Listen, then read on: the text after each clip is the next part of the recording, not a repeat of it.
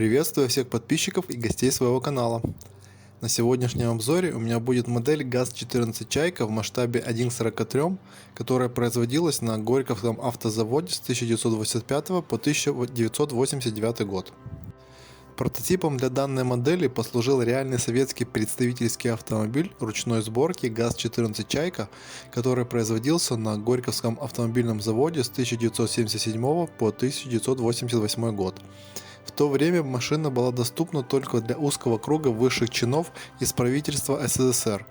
Сегодня на рынке по ГАЗ-14 предложения еще встречаются, и цена на них колеблется в зависимости от состояния от 10 до 50 тысяч долларов.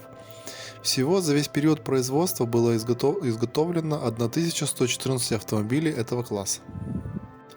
ГАЗ-14 Чайка от Горьковского автозавода была единственной металлической копией этого автомобиля, который выпускался в советское время и который хоть и с натяжкой, но можно назвать масштабной моделью.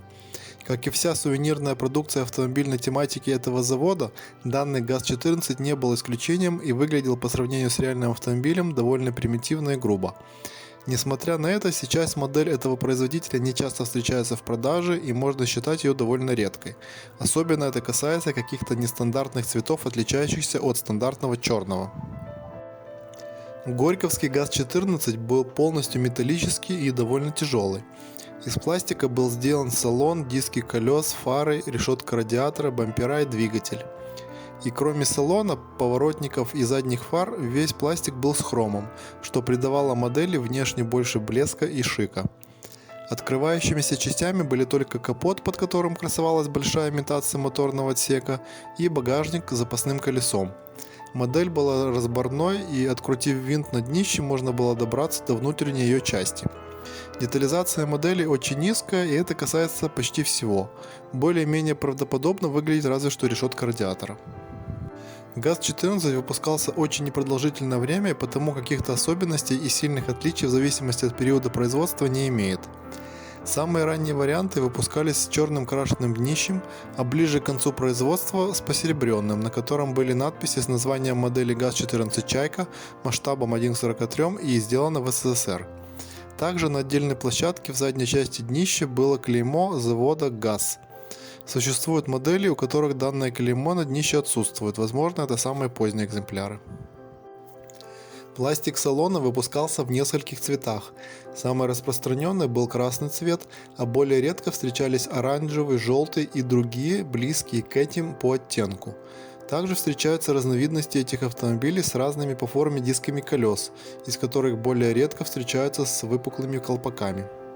По некоторым источникам также есть информация, что некоторое время эта модель продавалась под маркой голландской компании Replicars BV, которая заказала у завода ГАЗ партию моделей в виде Mercury Marquis 1979 года. Отличается от ГАЗ-14 этот ремейк советской Чайки оригинальной решеткой, надписями на донышке, виниловой крышей, коробкой, имитацией номера сзади. Коробок на эту модель известно несколько вариантов, и они гораздо интереснее по сравнению с самой моделью с точки зрения дизайна. Отличаются они в большей степени фотографией на задней части коробки.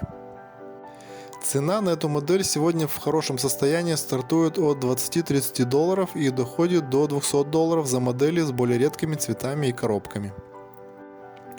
Всем спасибо за просмотр этого видеообзора. Если есть какие-то дополнения по модели и ее малоизвестных особенностей, пишите в комментариях.